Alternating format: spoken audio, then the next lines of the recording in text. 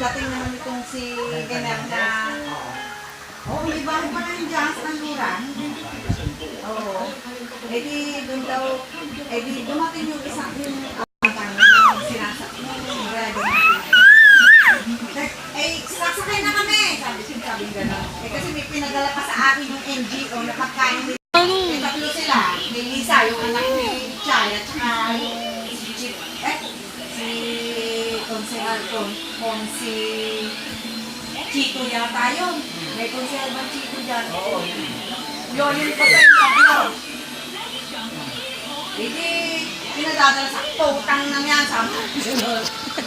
Lentek ng mga NGO yan. Dami mga walang sasakyan ni pala. Kaya pinadala sa amin. Akala namin sasakyan kami. Padadala yung ano. Para nga doon sa, umuwi na kasi sila Aloha eh. Walang tao sa barangay hall.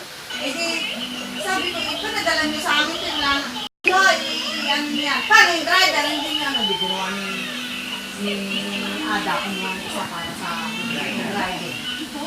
Binigay na doon nga sa inihatid na rin kami. At ano pala, ang tawag sa kanila ni Kapitan Sergio. Doon sila susunod sa Seymour. Yung pala naman, nandun na sa Kanluran, sa Dan. Nag-diretso na sila doon. Dan ba sila? Oo. Dan sila. Hindi. Maya nga ito siguro siya. Ang madali, nagtatakbuhan ko sa may oval ng Seymour, tatawid ng tulay. Nagmamadali at hindi daw sila pupunta sa Kanluran. Hindi naman namin alam na yung mag-ama. Gagawin pa nila doon. Uwi ano eh. Kaya mga NGO sa munisipyo pupunta. Sa sila doon. Nagulat na ako eh. Nung nabulat ang sa hall ng Seymour.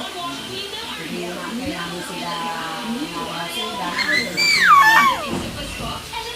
Biglang ako sa akin. Di mo din sila nagulat ako. Hindi na ito.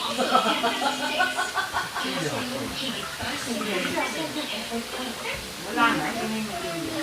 Wala, hindi pa rin natin. Talagang hayat na. Okay na. Kaya lang mali-ay na.